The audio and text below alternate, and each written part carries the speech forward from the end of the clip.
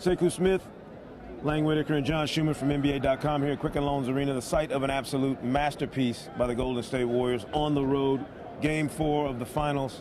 They show their championship medal, put the wood basically to the Cavaliers in the second half with their small lineup. Were you as surprised as I was at how many different combinations were tried tonight? We hadn't seen James Michael McAdoo. We didn't see Barbosa. I mean, just a strange turn of events in terms of tweaks and adjustments made by Steve Kerr. McAdoo played 3 different stints. You know, he played in the first quarter, sat down, came back in the second quarter, sat down, came back in the fourth quarter. Fourth quarter minutes for James Michael McAdoo, a surprise, but he's sort of another guy that can play in small ball lineups, and small ball has been the key for the Warriors. They've been much better, especially offensively, playing small, either Draymond Green or I guess McAdoo at center. And that's been the key, I think, throughout this whole series. Andrew Bogut's 10 minutes tonight were the fewest he's played all series. Anderson Varejao was out there for about 4 minutes, but it was mostly small ball and mostly offense. The 108 points was a lot because it was a really slow-paced game. This was less than 90 possessions for each team in the game, so it was a really huge offensive game. 4 minutes, he had 3 offensive rebounds. Whose appearance was more surprising, James Michael McAdoo or Andrew Bynum? I knew you were going to say that because I was trying to find him in the stands. He was sitting right over there. Yeah, I mean, I was trying to see where Bynum was. Ben Wallace is here. I mean, it's interesting that the people that come out for finals games. Did this feel like the air came out of the building a little bit in the second half for Cleveland in terms of they had their crowd rocking and rolling early, Lang, and then when the Warriors, specifically the Splash Brothers, started splashing, it seemed like the crowd realized what was happening. We talked about after Game 3, it felt like the Warriors kind of had the Thunder blueprint put on them again. They had the paint taken away from them and out-rebounded by 20 in that last game. And then tonight it evened out. Even though at the beginning of the game, Tristan Thompson was so good in that first quarter, he had to get 5 offensive rebounds in the first quarter. And then he kind of got on the bench for a while and didn't play for a while. And just they kind of fell out of that rotation. I felt like they finished with 20 points in the fourth quarter. Yeah. The offense kind of devolved into what it had been those first couple of games. And I just felt like the Cavs kind of lost their mojo again. They had a LeBron tip dunk early in the fourth that put them up 2.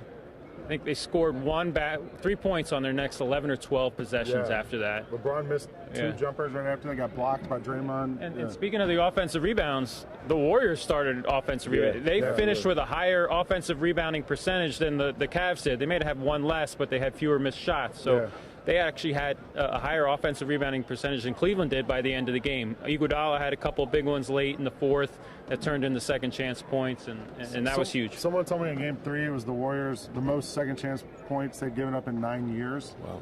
And then tonight it ends up being closer. They were down by 6 in that. So. Can we literally lay it down, shovel dirt on this whole conversation about Steph Curry not being an MVP?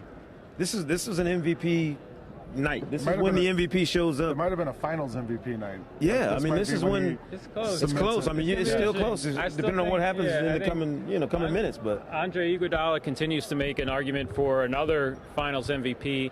He's obviously the key component to those small ball lineups.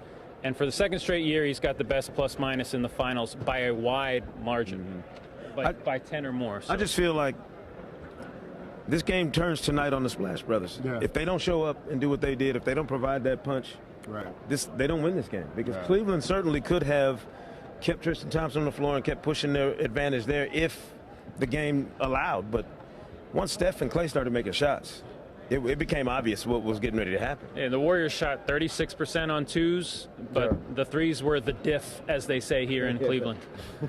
I don't think there's any question. We all looked at it as if this was really the series tonight. If Cleveland tied it up, we go back to the West Coast, and that is technically the West Coast when we go that far. This is not the East Coast, just for anybody keeping score. Our friend Jay Adonde from ESPN. Yeah, he found out. This is the Midwest, Jay. But to me, this was the series. I mean, because now the Warriors have a chance to do what they didn't do last year, and that's close the series out at Oracle. At home. It's going to be bonkers. I mean, it's going to be unbelievable, the atmosphere there. And it was great here. Yeah. But they got a chance to finish it the right way in front of their home fans, and I can't imagine they're going to have any sort of emotional letdown in a game Well, like look, that. you guys have fun out there. All right, I'm going home. I'm going home tomorrow. I've had a long run. I think we've eaten our last Cleveland banh mi of 2016. Let's pour some out for the Fotang Cafe. We might have to walk past the Fotang tonight and wave goodbye, even though they're closed. Unbelievable performance, again, by the Golden State Warriors and the Splash Brothers, bouncing back after some struggles in the first 3 games of this series. Sekou Smith, Lang Whitaker, and John Schumann at Quicken Loans Arena after Game 4 of the finals. We will see you in Oakland Monday night. Later.